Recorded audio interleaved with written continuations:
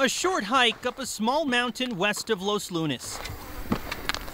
It's a spiritual journey for Bill Sanchez, a man who comes here to see this, the 10 Commandments, etched in stone. My belief is that they came here to this mountain. Once he gets here, Sanchez puts on a yarmulke and a prayer shawl, and then he prays.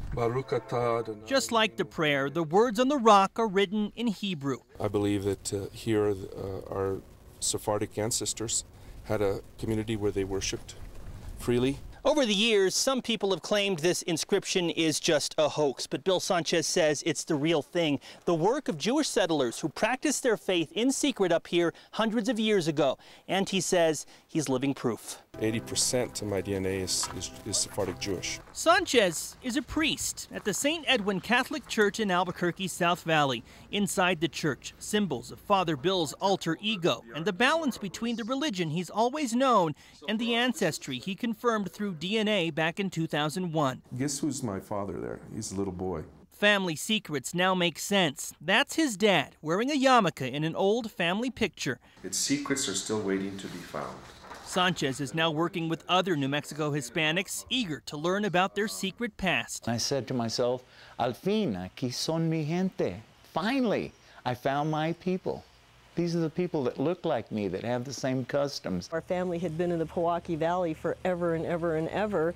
We thought that we were just the descendants of Spaniards that came into New Mexico. Research is showing Sephardic Jews held on to their religion in secret after leaving Spain and Portugal during the Spanish Inquisition, which eventually followed them to the New World. Now Hispanics in northern New Mexico and southern Colorado are finding out there's more to their history than they thought. Some things are starting to make sense. My grandmother, Nicolasa Chavez y Maestas, she used to put a menorah in her front window in early part of December. It's pretty clear Father Bill Sanchez and his friends are embracing their Jewish heritage. But for a group of people we met with here at the Swedish Medical Center in Denver, it really is a mixed blessing. This is our sister, Josephine Valdez Bissot.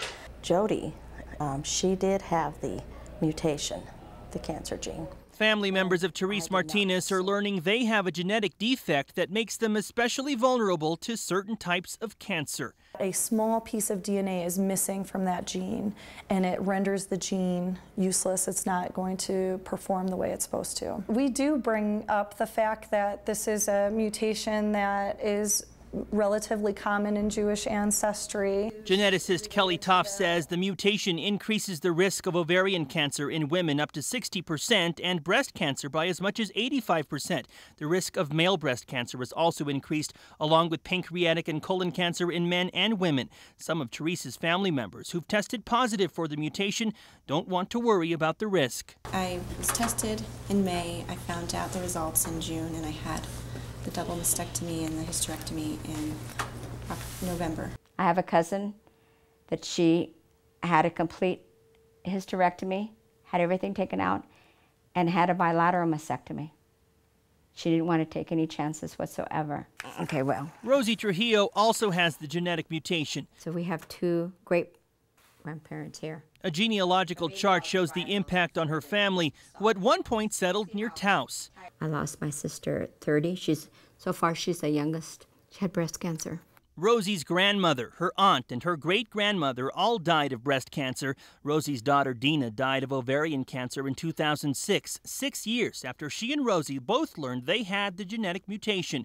Rosie's 100-year-old father has it too. That confirmed that we really were Sephardic Jews. Rosie calls the genetic confirmation a mixed blessing. Despite the health risks, she's also embracing a new identity. I'm Christian, but I am also going to the Messianic Jewish congregation. It's absolutely fascinating to see the intersection between the historical and the cultural and the genetic and the genealogical that all seem to coalesce. UNM professor Stanley Horties wrote the book To the End of the Earth, The History of the Crypto Jews of New Mexico.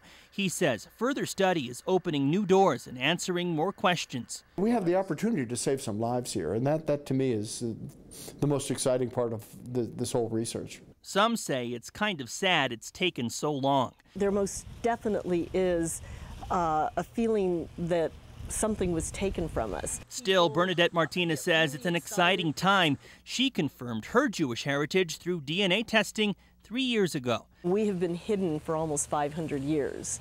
And that is exciting to me, that, that there is a God who so cared about us that he took us, hid us, protected us, and now he's saying, but this is who you are. Tim Maestas, KRQE News 13.